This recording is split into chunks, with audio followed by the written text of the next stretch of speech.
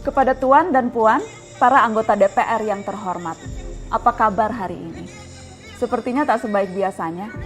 Sama, di sini pun begitu. Kita semua memang sedang diuji. Hidup memang tak selalu baik, kan?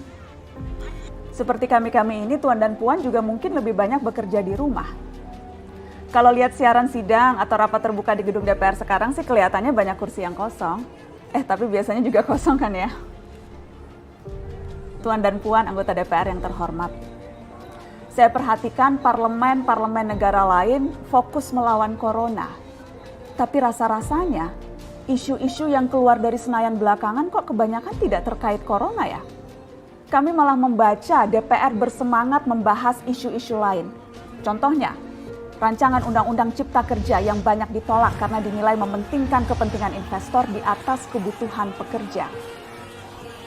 Presiden Jokowi pekan lalu sempat menyatakan pemerintah dan DPR menunda pembahasan salah satu klaster di rancangan undang-undang itu, klaster ketenagakerjaan. Ini untuk memberi kesempatan mendalami substansi dan mendapat masukan dari banyak pihak. Berpegang pada alasan itu, maka sudah seharusnya klaster lain dalam RUU Cipta Kerja pun perlu ditinjau ulang. Karena yang lain juga bukan tanpa masalah, terutama dari perspektif lingkungan dan keadilan gender. Tidak cukup hanya menunda pembahasan satu klaster saja. Ada juga RUU lain yang masih nekat mau dibahas. Ada RUU KUHP yang tahun lalu diserbu unjuk rasa. Lalu RUU pemasyarakatan. Ada koruptor yang sudah ngebet pengen bebas kah? Apa kabar Pak Yasona? Terus terang saja, membahas undang-undang yang menyangkut hajat hidup orang banyak di masa seperti sekarang ini terlalu mengundang curiga. Gara-gara pandemi yang pada jatuh cinta saja berani menunda nikah loh.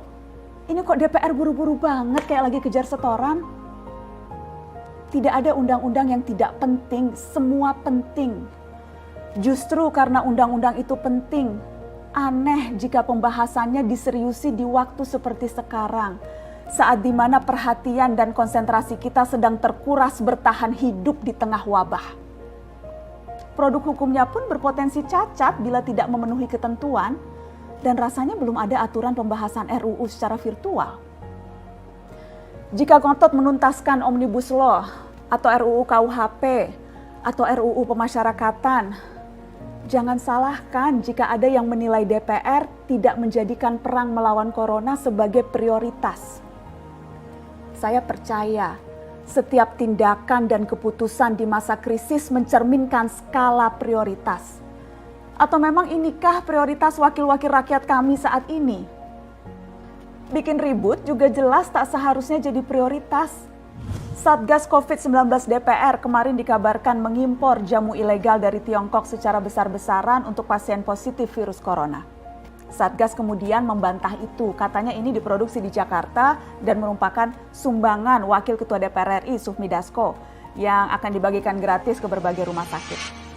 Kemudian dikabarkan juga jamunya mengandung bahan berbahaya dan belum terbukti klinis. Satgas lagi-lagi membantah, katanya sedang proses mendapatkan izin edar di Badan Pengawasan Obat dan Makanan. Sedang itu berarti belum kan ya? Tuan dan Puan yang terhormat, niat baik pun perlu proses yang baik. Proses yang semrawut hanya akan disusul polemik. Sementara sekarang kita sedang banyak-banyaknya menaruh harapan kepada negara.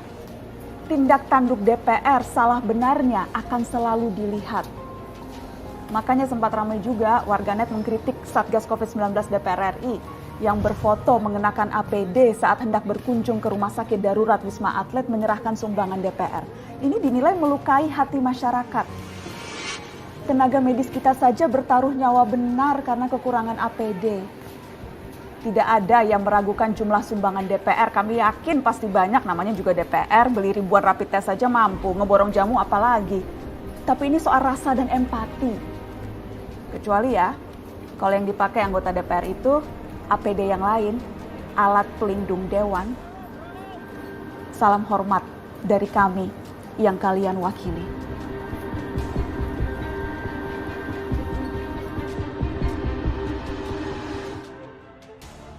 Wah, narkis.